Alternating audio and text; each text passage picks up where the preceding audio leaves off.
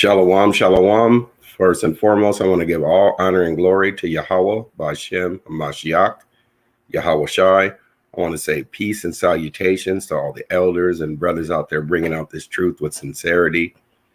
And I am Servant Ariel, and I'm going to do this lesson titled, The Wicked Can't Escape from Their Judgment. And I'm going to start with the book of Sirach, or Ecclesiasticus, in the Apocrypha, chapter 39, verse 1 through 3. And it reads, But he that giveth his mind to the law of the Most High, and is occupied in the meditation thereof, will seek out the wisdom of all the ancient, and be occupied in prophecies. So Sirach is saying we need to seek out the wisdom of Yahweh, Hamashiach, Yahweh Shai, and all the ancients, Moses, Ezekiel, Jeremiah, all the prophets and all the forefathers. Verse 2, he will keep the sayings of the renowned men, and where subtle parables are, he will be there also. So you're going to always search diligently and search for these pearls and the wisdom, the knowledge, the understanding, and always be ready to give an answer to every man for the hope that is in you with fear and trembling. Verse 3, he will seek out the secrets of grave sentences and be conversant in dark parables. So this is what Sirach said. And from there, I'm going to go to the book of Psalm 78, the book of Psalms, chapter 78. And I'm going to start with verse 1 and read to 5. And it reads, Give ear, O my people, to my law. Incline your ears to the words of my mouth. I will open my mouth in a parable. I will utter dark sayings of old. So this was Asaph saying how he was going to open his mouth in a parable and utter dark sayings of old. Same thing Sirach was saying. Verse 3, which we have heard and known, and our fathers have told us. So that's why I started with Sirach 39, because we're supposed to be occupied in prophecies and seek out the ancients and all these parables and be conversant, always be speaking, like it says in 1 Peter 4 and 11. If any man speak, let him speak with the oracles of Yahweh. If any man minister, let him minister with the ability that Yahweh gives him. Verse 4, we will not hide them from their children, showing to the generation to come the praises of the Lord and his strength and his wonderful works that he hath done. Because the Most High Yahweh has done everything through his son, Hamashiach, Yahweh Shai. He is the author and finisher of our faith. Verse 5, for he established a testimony in Jacob. Jacob, his name was changed to Israel. And so that Israel, that's who Yahweh Shai was speaking about, the 12 tribes of Israel. And that covenant started with Abraham, Isaac to Jacob. So let me read 5 again. For he established a testimony in Jacob and appointed a law in Israel, which he commanded our fathers that they should make them known to their children. So that's what we're supposed to do, is make all these laws, statutes, and commandments, and these parables, oracles, everything in the scriptures known to our children and to their children and to the grandchildren, so on and so on. Habakkuk, chapter 2, starting at verse 1. The book of Habakkuk, chapter 2, starting at verse 1, and it reads, I will stand upon my watch and set me upon the tower, and will watch to see what he will say unto me, and what I shall answer when I am reproved. So the prophet Habakkuk was saying he was going to stand upon his watch. This is what he wanted us to be, watchmen. We're supposed to be watching for our people's souls and always looking out and warning them of the oncoming danger. And he said he was going to answer him when he was corrected. In verse 2, and the Lord answered me and said, write the vision and make it plain upon tables, that he may run that readeth it. Verse 3, for the vision is yet for an appointed time, but at the end it shall speak and not lie. Though it tarry, wait for it, because it will surely come. It will not tarry. So what vision? We're in the time that Habakkuk was talking about in this chapter right here. We're in this time of this prophecy of these things that I'm going to continue to read. Verse 4. Behold, his soul which is lifted up is not upright in him, but the just shall live by his faith. So he's talking about giving some characteristics of someone here who does these things. And I'm going to continue to read. Verse 5, yea, also because he transgresses by wine, he is a proud man, neither keepeth at home. So this is talking about Esau mainly, but there's other nations that's jumped on the bandwagon and followed with their wine, their philosophies, their ideology. And now they're doing the same things.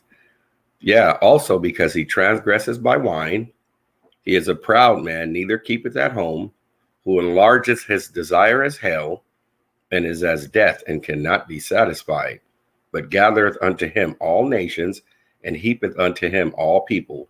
So we know that this is talking about the elite of Esau, there's a small minority, but they're on top of all the nations. And because they go around to everyone's land and stealing their resources, still killing and destroying, and then they push their ideology, their democracy on them. Verse 6, shall not all these take up a parable against him, and a taunting proverb against him, and say, woe to him that increases that which is not his? How long? And to him that ladeth himself with thick clay. So Habakkuk is saying, how long are they're going to sit back and watch them build up this debt? Because that's what the thick clay, because they owe everybody. They owe China, they owe other nations for all the loans, and the British. They owe all these people money. So now they're saying, how long are they going to sit back and just watch this? Verse 7, shall they not rise up suddenly? They shall, Salakia, that shall bite thee, and awake that shall vex thee, and thou shalt be for booties unto them. So they're going to go to the bottom, in other words, because all these nations that they went and stole resources from and destroyed, they're going to rise up against them. And that's what's happening now. A lot of the ones that they think are their allies, they're plotting against them. And then we've got the wars that are brewing with Ukraine, Russia, and now Iran's going to get involved, China, North Korea. So that they're all going to rise up. Verse 8, because thou hast spoiled many nations, all the remnant of the people shall spoil thee, because of men's blood, and for the violence of the land, of the city, and of all that dwell therein. So the Lord has been taking record of all these things that they've done, because his eyes is on this sinful kingdom. Verse 9, woe to him that coveteth an evil covetousness to his house, that he may set his nest on high, that he may be delivered from the power of evil. So they're thinking they're going to escape by going up to another planet or going into bunkers, but the Lord has got this documented that they're not going to. Verse 10, thou hast consulted shame to thy house by cutting off many people, and hast sinned against thy soul. So the Lord said they've sinned against their soul. Amos chapter 9. Amos chapter 9, verse 1 through 5. And it reads, I saw the Lord standing upon the altar, and he said, smite the lintel of the door, that the posts may shake, and cut them in the head, all of them, and I will slay the last of them with the sword. He that fleeth of them shall not flee away, and he that escapeth of them shall not be delivered. So he's saying through the prophet Amos, they're not going to escape. And verse 2, though they dig into hell, they go and dig these bunkers, thence shall mine hand take them. Though they climb up to heaven, they go and try to go to another planet, thence will I bring them down. This is what the Most High is saying. Verse 3, and though they hide themselves in the top of Carmel, I will search and take them out thence, And though they be hid from my sight in the bottom of the sea, thence will I command the serpent, and he shall bite them. If they're in the ocean, they're gonna have to deal with Leviathan and all those other creatures that they don't even know about, that the Most High has made. I remember this movie back in the 80s, early 80s, called Deep Star 6, because they were down in the caves in that movie, and it was this big creature that came out. These are creatures that they haven't never seen, that the Most High has got waiting in store, that he says is going to bite them. Verse 4, and though they go into captivity before their enemies, thence will I command the sword, and it shall slay them. And I will set mine eyes upon them for evil and not for good. So they're not going to escape. Verse 5, and the Lord Yahweh of hosts is he that touches the land, and it shall melt. How is it going to melt? Well, those ICBM missiles and the chariots are going to melt, do a lot of melting of this land. And all that dwell therein shall mourn, and it shall rise up wholly like a flood, and shall be drowned as by the flood of Egypt. But he's not going to flood this place like he did in the time of Noah. He's not going to use water. This time he says it's going to be with fire. And that's why he got the rainbow up there, to represent that it's not going to be with water. It's going to be with fire this go round. Isaiah chapter 19. Isaiah chapter 19, verse 1 through 4, and it reads, the burden of Egypt, behold, the Lord rideth upon a swift cloud, and he shall come into Egypt, and the idols of Egypt shall be moved at his presence, and the heart of Egypt shall melt in the midst of it. So Isaiah the prophet is saying the same thing that Amos was saying, how the Lord is coming in the clouds with those chariots, and he's going to melt Egypt. This is spiritual Egypt, because it says it in Revelations 11, verse 8. And their dead bodies shall lie in the street of the great city, which is spiritually called Sodom and Egypt, where our Lord was crucified. That's what it says in Revelations 11, verse 8. This is not where he was actually crucified over here. This is the spiritual Egypt, because they covered up his face here and pushed all the false ideology and the false wine, and put Caesar Borgia and pushed that idol all around the world. Verse 2, and I will set the Egyptians against the Egyptians. So this is spiritual Egypt. So he's going to set this nation against Russia, China, all these other nations. That's what he's saying. This is what he's saying in here. And they shall fight, every one against his brother, and every one against his neighbor, city against city, and kingdom against kingdom. Sounds like Matthew 24, how Yahushua said it's going to be kingdom against kingdom. Verse 3, and the spirit of Egypt shall fail in the midst thereof, and I will destroy the counsel thereof, and they shall seek to the idols, and to the charmers, and to them that have familiar spirits, and to the wizards, because they're on the left-hand side. Hamashiach is seated on the right-hand side of Yahweh. So they do things on the left-hand side. They worship Satan. That's what they do. They drink baby blood and do all these rituals and do this wickedness. But that's all the powers that be are ordained of the Most High Yahweh. So they're not going to be victorious over the one that created the heavens and the earth.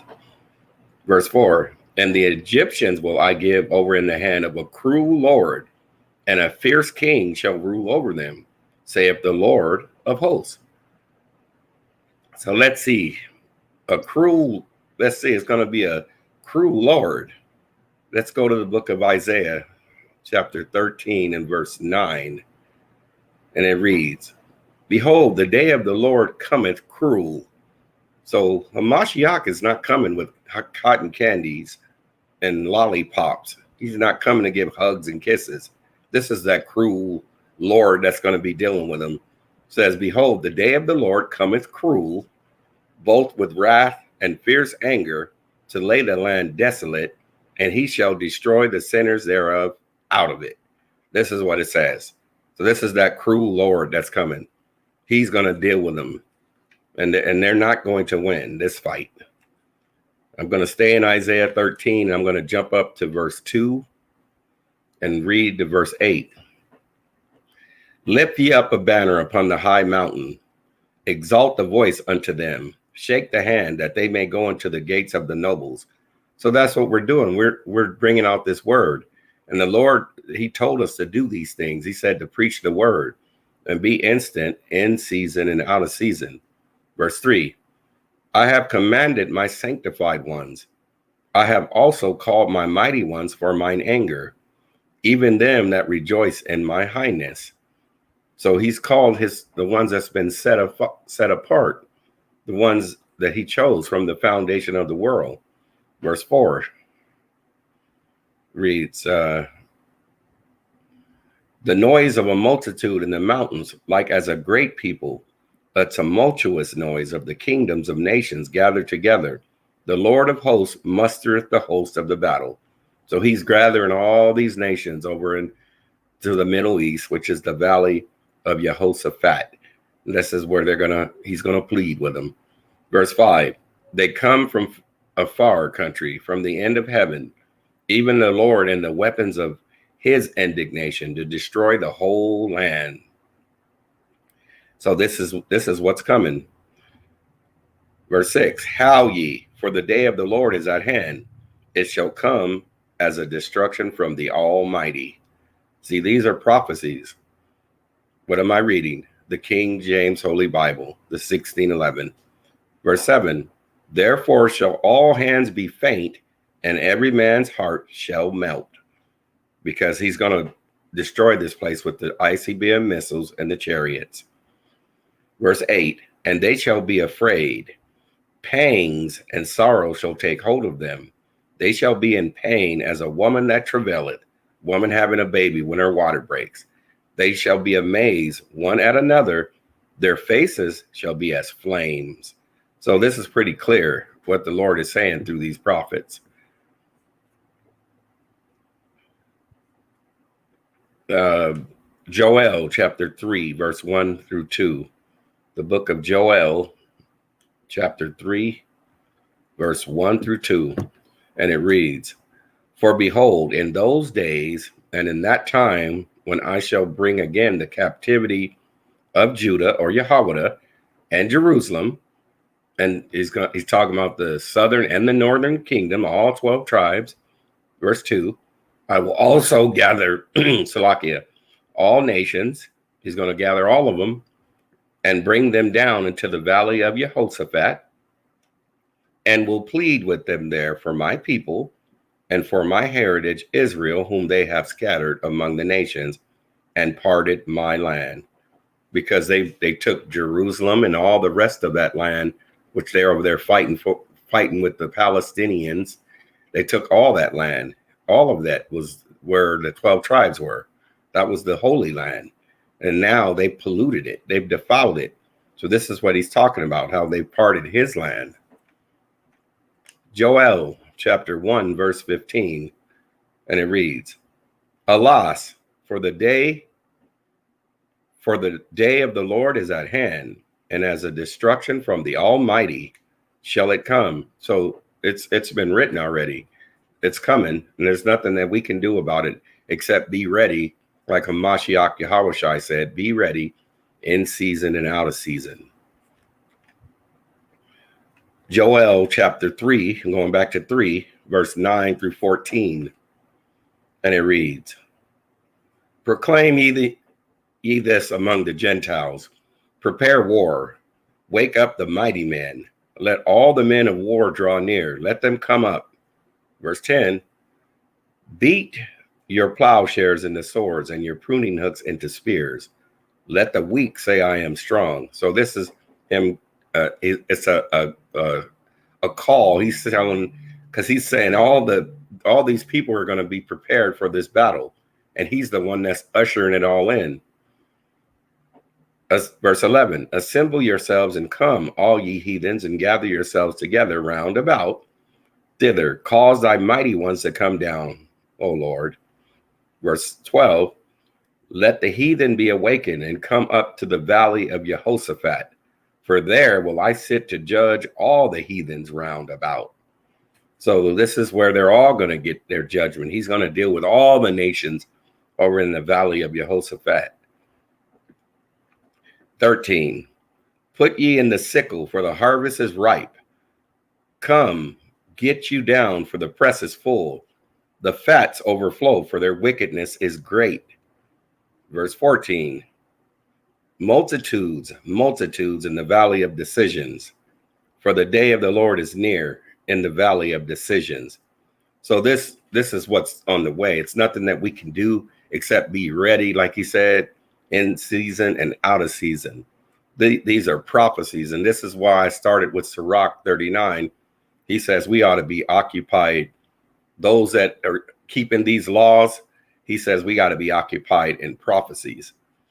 And I want to say shalom to Malak Atazayahu and Malak Ross Hezekiah Tate. Yahweh Bashem and Mashiach Yahushai. Barakatham to you all. And I'm going to go to Second Esdras, chapter 16, in the Apocrypha, the book of Second Esdras, chapter 16, and I'm going to start at verse 13 through 19, and it reads, For strong is his right hand that bendeth the bow. His arrows that he shooteth are sharp, and shall not miss when they begin to be shot into the ends of the world.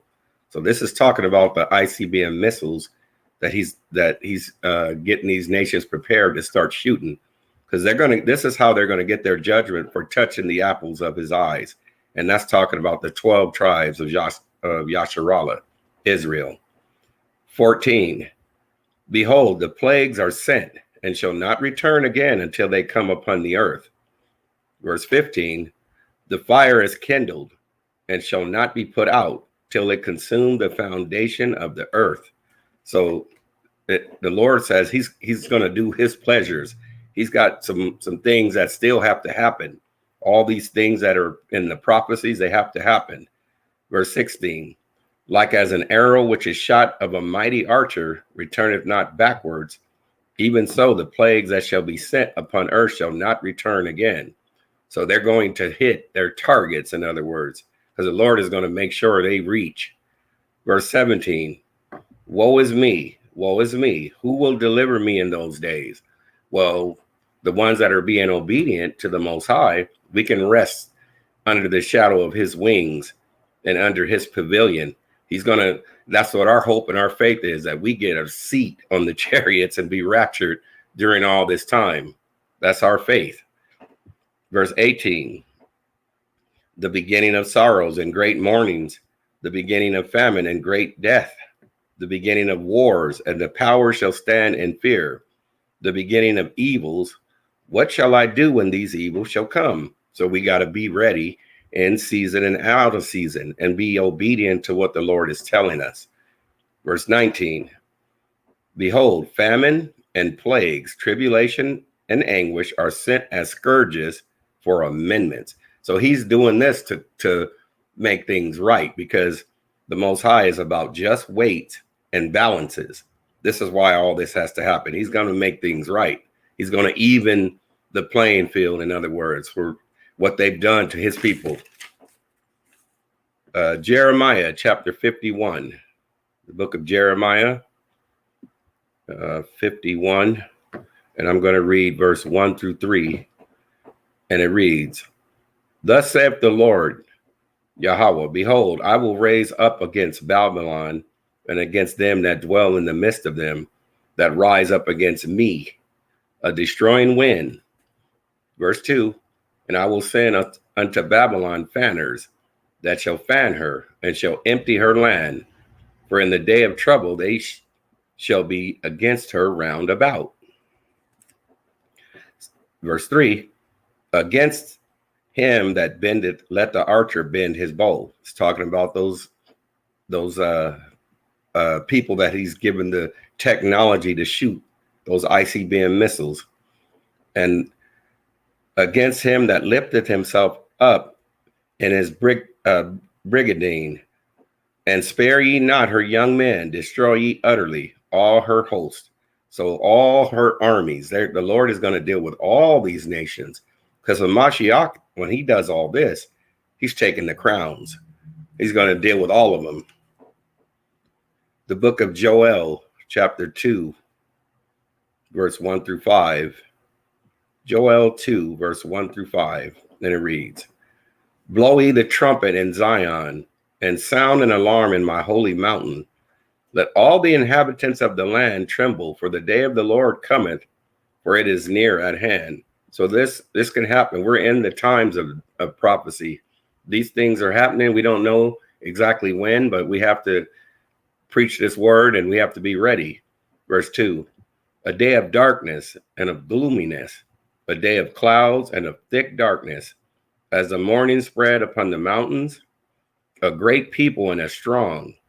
There hath not been ever the like, neither shall be any more after it, even to the years of many generations.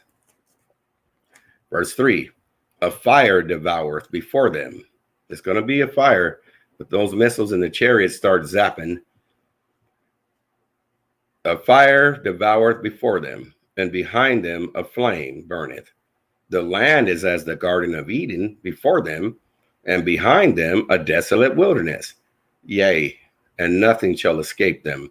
So the reason he's saying it's going to be all this fire behind, it's going to be because he's going to make this place desolate. But the New Jerusalem is coming. That's going to be like the Garden of Eden. That's what he's talking about. Verse 4, the appearance of them is as the appearance of horses. As horsemen so shall they run. They're going to try to run, but they're not going to escape. Verse 5, like the noise of chariots on the top of mountains, and mountains represents powerful nations. And that's why he said in Revelations, every eye is going to see him, even those that pierced him. They're going to be looking up in the sky and they're going to see all the chariots. Like the noise of chariots on the top of mountains, Salakia. Let me start over. Like the noise of chariots on the top of mountains shall they leap. Like the noise of a flame of a fire that devoureth the stubble, as a strong people set in battle array. Psalms 104. Just to bring out some clarity with the clouds and the chariots. Psalms chapter 104. And I'm going to read verse 2 and 3. And it reads, who covereth thyself with light as with a garment, who stretches out the heavens like a curtain. Verse 3, who layeth the beams of his chambers in the waters, who maketh the clouds his chariots, who walketh upon the wings of the wind. So that's how a Mashiach is coming, with those angelic angels behind him in the chariots. Jeremiah 49, verse 7, and I'm going to read to verse 18. Jeremiah 49, verse 7. And I'm going to read down to 18. Concerning Edom, thus saith the Lord of hosts, is wisdom no more in Teman? Is counsel perished from the prudent? Is their wisdom vanished? This is after he smashes all these people. Now it's like he's mocking them here. Flee, turn back, dwell deep, O inhabitants of Dedan, for I will bring the calamity of Esau upon him, the time that I will visit him. Verse 9, if grape gatherers come to thee, would they not leave some gleaning grapes? So this sounds like Obadiah, how, most people when they steal, they only steal for what they need. They don't take everything, but he's talking about how Esau's nature, the characteristics of him, how he stole everything. Says, if grape gatherers come to thee, would they not leave some gleaning grapes? If thieves by night, they will destroy till they have enough. They would only take what they need, but not Esau. Verse 10, but I have made Esau bare. I have uncovered his secret places, and he shall not be able to hide himself. His seed is spoiled, and his brethren and his neighbors, and he is not. So the Lord, he's got his number. How is the things of Esau searched out? Through these scriptures. We're searching them out through all the scriptures. Verse 11, leave thy fatherless children. I will preserve them alive, and let thy widows trust in me. So the Lord said, if you people need to trust in the Most High, not trust in carnal things and money, oil, guns, drugs. That's what their God is. Verse 12, for thus saith the Lord Yahweh, behold, they whose judgment was not to drink of the cup have assuredly drunken. And art thou he that shall altogether go unpunished? Thou shalt not go unpunished, but thou shalt surely drink of it. So all the things that they put out, they're going to have to receive that. Now Galatians, when Apostle Paul kicks in, he said, be not deceived. Yahweh is not mocked. For whatsoever a man soweth, that shall he also reap. 13, for I have sworn by myself, saith the Lord, that Basra shall become a desolation, a reproach, a waste, and a curse, and all the cities thereof shall be perpetual waste. This is what's coming to all the ones that touch the apples of his eye. Verse 14, I have heard a rumor from the Lord, and an ambassador is sent unto the heathen, saying, gather ye together, and come against her, and rise up to the battle. And that's what he's doing now. He's assembling all these nations like China, North Korea, Russia, Iran. They're all going to be assembled. All these nations. America is coming in on it. This is how he's going to deal with them. 15, for lo, I will make thee small among the heathens and despise among men. Because everybody knows about Esau. Now everyone is upset how they just stolen all their resources. Thy terribleness hath deceived thee, and the pride of thine heart, O thou that dwellest in the clefts of the rocks. Because now he's talking about their homeland, the Caucasus Mountains of Georgia, Russia, Mount Seir, Basra, Dedan, all those places. That holdest the height of the hills, though thou shouldest make thy nest as high as the eagle. And they represent that eagle. America has it on the mail trucks. Germany represents the eagle. All of them, all Esau represents the eagle. He says, let me read that part over. Though thou shouldest make thy nest as high as the eagle, I will bring thee down from thence, saith the Lord. Verse 17, also Edom shall be a desolation. Every one that goeth by it shall be astonished, and shall hiss at all the plagues thereof. Everybody's going to see the smoke of this place is burning. That's what it says in Revelations 18. Says they're going to, all the other nations are going to see the smoke of this place is burning. 18, as in the overthrow of Sodom and Gomorrah and the neighbor cities thereof, saith the Lord Yahweh, no man shall abide there, neither shall a son of man dwell in it. Not even the Israelites are going to even dwell here. This place is going to be so messed up after the Lord destroys it. We won't be able to, this place won't be occupied again. I'm going to stay in Jeremiah 49, and I'm going to jump down to 19 to 22, and it reads, behold, he shall come up like a lion from the swelling of Jordan against the habitation of the strong, but I will suddenly make him run away from her. And who is a chosen man that I may appoint over her? For who is like me? So now the Lord is flexing.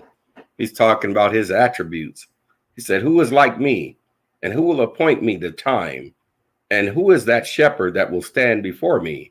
Well, we know that's a Mashiach Yahawashi. He is the good shepherd. Like he said in John, he said that he's the shepherd that laid his life down for the sheep, the 12 tribes of Israel. Verse 20, therefore hear the counsel of the Lord that he hath taken against Edom, and his purposes that he hath purposed against the inhabitants of Teman. Surely the least of the flock shall draw them out. Surely he shall make their habitations desolate with them. Verse 21, the earth is moved at the noise of their fall, and the cry, the noise thereof was heard in the Red Sea. Verse 22, behold, he shall come up and fly as the eagle, and spread his wings over Basra, and at the day Salakia, and at that day shall the heart of the mighty men of Edom be as the heart of a woman in her pangs.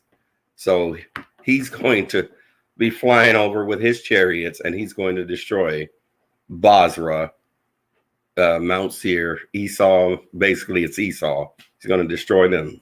He's going to get all of them. It's going to be a remnant left, though, to go into hardcore slavery for 1,000 years. It's going to be a remnant left. Now I'm going to Jeremiah 51, and I'm going to read verse 24 to 25, and it reads, "And I will render unto Babylon and to the inhabitants of Chaldea all their evil that they have done in Zion in your sight, saith the Lord." Verse 25, "Behold, I am against thee, O destroying mountain." He's talking about Esau mainly, because they're the nation that's been destroying all the other nations. "Saith the Lord, which destroys all the earth." They've messed up the ozone layer, put chemtrails, the ecosystem, killed the sea life, making GMOs. They've done so much damage. So let me read it again, verse 25. "Behold, I am against thee, O destroying mountain, saith the Lord, which destroyeth all the earth, and I will stretch out mine hand upon thee, and roll thee down from the rocks, and will make thee a burnt mountain." That burnt mountain he's talking about the ICBM missiles again, the chariots, how he's going to make them a burnt mountain. Joel chapter 2. See, the Lord has a sense of humor. They've always talked, they've mocked Hamashiach, and they mocked him, the Most High Yahweh, and they've mocked his people. So listen to what he says here in the book of Joel chapter 2. Joel chapter 2 and verse 6. This is the Lord coming back at them. Says, "Before their face, the people shall be," this is Joel 2 and 6. "Before their face, the people shall be much pained. All faces shall gather blackness." See, they've always, oppressed, and they've always been everything nobody's black. We're all different shades of brown, light brown to dark brown. And then there's red people. There's nobody black. But since they've always said black, the Lord he's got their number in the scriptures. Since they've always said that, mocking him and his people, he said, "Before their face, the people shall be much pain, and all faces shall gather blackness." So this is what they're going to get with the flames of the fire. But here's the good news for Yasharallah. Proverbs chapter 12 and verse 7. I'm going to close with this one. And it says, "The wicked are overthrown and are not." They're not going to be around. That's what he's saying, or not. He's going to get rid of them. And the remnant that's left, they're going into slavery for 1,000 years. And then he's going to wipe Esau out completely. But the other nations, they are going to get their portion, because they weren't the ones that did all this. They just jumped on the bandwagon, followed their ideology and their philosophies with Cesare Borgia. So let me read Proverbs 12 and 7, and then we're going to close. "The wicked are overthrown and are not." They're not going to be around anymore. "But the house of the righteous shall stand." That's that everlasting kingdom of Hamashiach that's coming. David's kingdom. That's that kingdom, that everlasting kingdom that's coming. So that's the good news for Yasharallah. This is after he takes care of all the adversaries, mainly Esau. But there's a lot of the other nations are going to get it too. But they are going to get a portion. A lot of them are going to get a portion, but they're going to be subject to Hamashiach Yahushua. They got to pay tribute to the king, and they're going to be underneath Yasharallah. And with that, I hope everyone was edified. I want to give all honor and glory to Yahweh, Bashem, Hamashiach, Yahushai. I had to bring this lesson out. The Lord was speaking in the spirit, so I had to do this lesson. But it was just something that the Lord put on my spirit to bring out. And I want to say peace and salutations to all the brothers out there bringing out this truth with sincerity. And shalom to everyone that was absent and didn't get to see it, but it'll be there to see, because all praises to the Most High for this unicorn the internet that he's using to let his word go forth. So I want to say, love you all. The water to everyone that tuned in. Shalom.